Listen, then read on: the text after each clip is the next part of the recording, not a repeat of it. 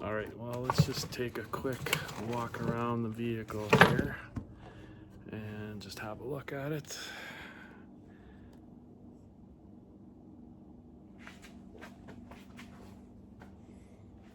So, as you can see, tires are pretty much bald. Rims are definitely work truck style.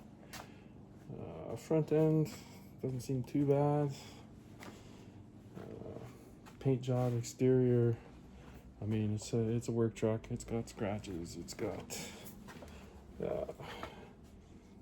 it's been around the block. So, big running boards, dualies in the back, 8-foot box, extended cab. It's got the cab lights up top. This side as well, it's a few scratches, few dents and dings. Again, running boards are complete. Like I said, tires are shot, but he did put the taller tires on it, the 215/85 16s. So that's what I'll be looking at replacing it with for towing my fifth wheel, which I can show you in another video.